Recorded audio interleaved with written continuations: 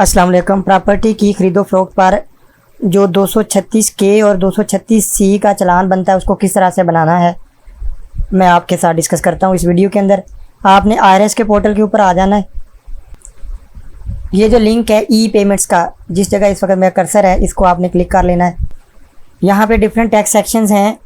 आपने आ जाना है टैक्स ऑन इमूवेबल प्रॉपर्टी, इसको क्लिक कर लीजिएगा।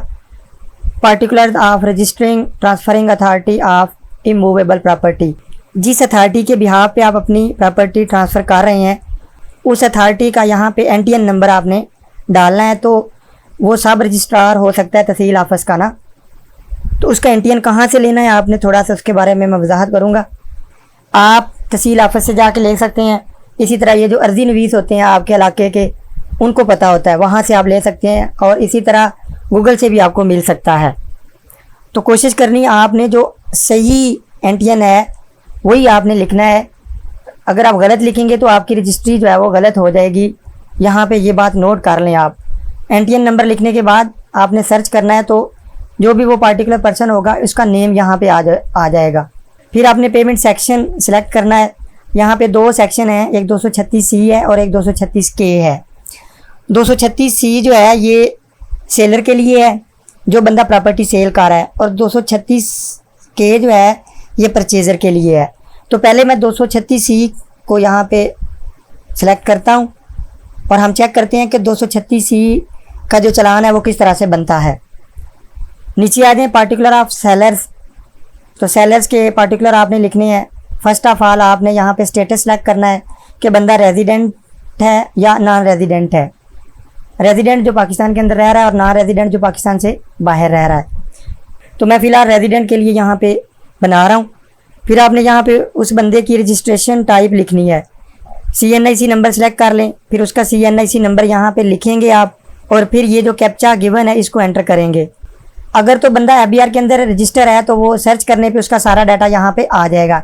लेकिन अगर वो रजिस्टर नहीं है तो आप यहाँ पे मैनुअल भी उसका नेम और ईमेल एड्रेस लिख सकते हैं।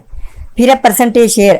अगर सिंगल पर्सन है जो प्रॉपर्टी बेच रहा है तो यहाँ पे आप लिख देंगे 100% उसका शेयर है। लेकिन अगर 2 पर्सन हैं, 2 लोग हैं जो प्रॉपर्टी बेच रहे हैं, तो फिर 50-50 उनका आ जाएगा। और अगर इसी तरह 3 लोग हैं तो आपने 100 को 3 पे डिवाइड करके लिख देना है। 4 लोग हैं तो 100 को डिवाइड करके आपने 4 पे वो यहाँ पे वैल्यू लिख देनी है। तो मैं यही सपोज कर रहा हूँ कि वो सिंगल पर्सन है, मैं यहाँ पे उसका शेयर 100% लिख रहा हूँ। फिर आपने यहाँ पे नेक्स्ट करना है। पार्टिकुलर ऑफ बायर्स, उसकी डिटेल ऐड करनी है। बायर्स मतलब ख़रीदने वाला, उसका उसी तरह स्टेटस सेलेक्ट करेंगे, रजिस्ट्रेशन नंबर, और यहाँ पे उसका शनाख्ती कार्ड नंबर जो है वो आप लिख देंगे। फिर कैप्चा एंटर करेंगे, ये वाला कैप्चा, और सर्च करेंगे तो उसका सारा डाटा आ जाएगा। यहाँ पे भी अगर आप एक ही बंदे के नाम पे है करवा रहे हैं प्रॉपर्टी तो यहाँ पे 100% आ जाएगा। और अगर एक से ज़्यादा लोग ख़रीद रहे हैं, ज़्यादा पार्टिकुलर्स हैं, तो फिर यहाँ पे उसी हिसाब से आपने डिवाइड कर लेना है। 100 को 3 से, 100 को 4 से, फिर वो वैल्यू लिख देनी है। अगर 2 हैं तो फिर 50 आ जाएगा। 100 को 2 पे डिवाइड करेंगे। तो फ़िलहाल मैं एक ही पार्टिकुलर पर्सन के लिए कर रहा हूँ 100। और यहाँ पे टाइप आपने चेक करनी है कि वो ऑनर है, खुद ख़रीद रहा है, या कोई अटॉर्नी के थ्रू ख़रीद रहा है, या प्रिंसिपल बायर है। तो यहाँ पे ऑनर सेलेक्ट कर लें, ज़्यादातर ऑनर ही प्रॉपर्टी का होता है। इसको ऐड कर दें। अगर कोई और पर्सन है उसके साथ, जैसे उसका शेयर 50% था और दूसरे पर्सन की डिटेल आपने उसी तरह ऐड कर लेनी। फिर यहाँ पे स्टेटस ना रेजिडेंट, रजिस्ट्रेशन नंबर, उसका CNIC नंबर लिखेंगे सेकंड पर्सन का, और फिर इसी तरह यहाँ पे 50% लिख के फिर उसका आप ओनर कर दें या अटॉर्नी कर दें, आपकी अपनी यहाँ पे चॉइस है, जो भी उसका वो बनेगा। तो यहाँ पे ऐड कर देंगे उसको भी। फिर आप आ जाएंगे नेक्स्ट। अब पार्टिकुलर ऑफ द प्रॉपर्टी, यहाँ से आपने अपनी प्रॉपर्टी के पार्टिकुलर्स लिखने हैं।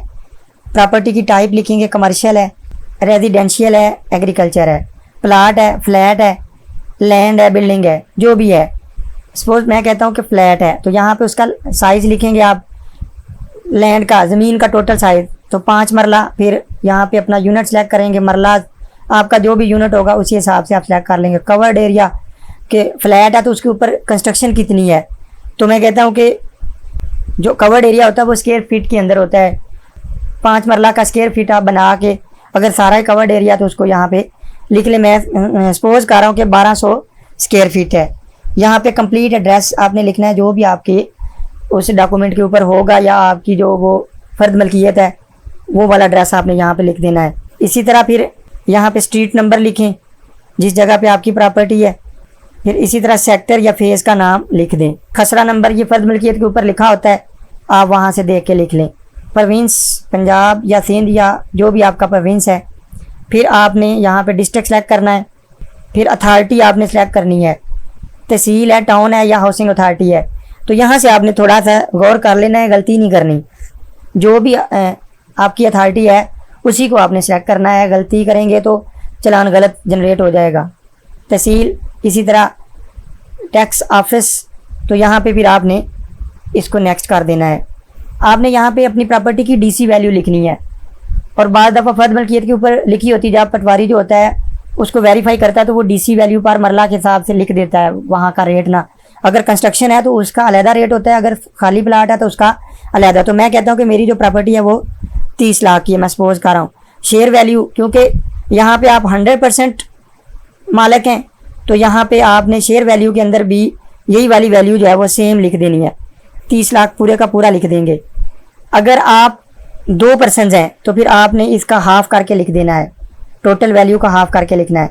ये देखें आप यहाँ पे टैक्स उसने ऑटोमेटिकली ही कैलकुलेट कर लिया। आपको पता है कि अब टैक्सेस जो है वो चेंज किए हुए हैं, अब 2.75 है फाइलर के लिए, क्योंकि ये बंदा जिसका मैंने शनाख्ती कार्ड इस्तेमाल किया था वो फाइलर था। ये उसकी टोटल अमाउंट बन गई है टैक्स की। फिर आप यहाँ से नेक्स्ट करेंगे, यहाँ पे आ जाता है अटैचमेंट का ऑप्शन। अटैचमेंट का ऑप्शन उस बंदे के लिए है जो नॉन रेजिडेंट पाकिस्तानी है। उसके लिए फिर ये होगा कि आपने यहाँ पे पार्टिकुलर में नॉन रेजिडेंट सेलेक्ट करना है और यहाँ पे आके दोबारा ये जो अंडरटेकिंग है इसको टिक करेंगे, फिर वैल्यू लिखेंगे, फिर रेट लिखेंगे उसी तरह ही। और फिर यहाँ पे जाके अटैचमेंट करके अपने फ्रंट बैक की जो कॉपी है CNIC की उसको आप अटैच कर देंगे। तो फ़िलहाल मैं रेजिडेंशियल पर्सन के लिए ही बना रहा हूँ। फिर आपने क्या करना है, सारा डाटा कंप्लीट करने के बाद आपने यहाँ पे सबमिट कर देना है। तो यहाँ पे ये जो कैप्चा गिवन है इसको आपने एंटर करना है सामने और यस के बटन के ऊपर क्लिक कर देना है। ये देखिए आपका चालान जो है वो जनरेट हो गया। यहाँ से प्रिंट करें, ये डाउनलोड हो जाएगा सिस्टम के अंदर। यहाँ से एक दफ़ा आपने सारा इसको चेक कर लेना है, कोई मिस्टेक है तो इसको देख लीजिएगा। फिर यहाँ पे नीचे पेमेंट कोड को भी एक दफ़ा देख लीजिएगा, 236C ही है। ये जो चालान जनरेट हुआ है ये सेलर के लिए है। ये PSID है, आप इसको किसी भी मोबाइल ऐप से पे कर सकते हैं। अब इसी तरह ये आप 236K का चालान भी बना सकते हैं जो परचेज़र के लिए होता है। आपने उसी तरह यहाँ पे NTN नंबर लिखना है अपने रजिस्ट्रार का। सर्च करेंगे तो यहाँ पे वो आ जाएगा, उसका नेम वगैरह। अब पार्टिकुलर ऑफ बायर पहले आ गया है, पार्टिकुलर ऑफ सेलर बाद में आ गया। उसी तरह आपने पार्टिकुलर ऑफ बायर्स लिखने हैं जैसे सेलर में लिखे थे, पार्टिकुलर ऑफ सेलर लिखने हैं। फिर आपने पार्टिकुलर ऑफ प्रॉपर्टी, जो प्रॉपर्टी ले रहे हैं आप, क्योंकि ये परचेज़र के लिए है। फिर इसी तरह यहाँ पे टैक्स वैल्यू, ये सारी डिटेल उसी तरह आपने फिल करनी है जैसे आपने 236C के लिए फिल की थी और इसको सबमिट कर देना। तो आपका जो 236K का चालान है वो भी बन जाएगा। अगर चालान जनरेट करने में आपको कोई इशू आता है तो स्क्रीन के ऊपर मेरा नंबर आपको नज़र आ रहा है, आप मुझसे रब्ता कर सकते हैं। किसी किस्म की भी मालूमात आप ले सकते हैं। तो मैं टैक्स फाइलिंग की सर्विसेज भी प्रोवाइड करता हूँ। बेस्ट ऑफ लक, मुझे दुआओं में याद रखना।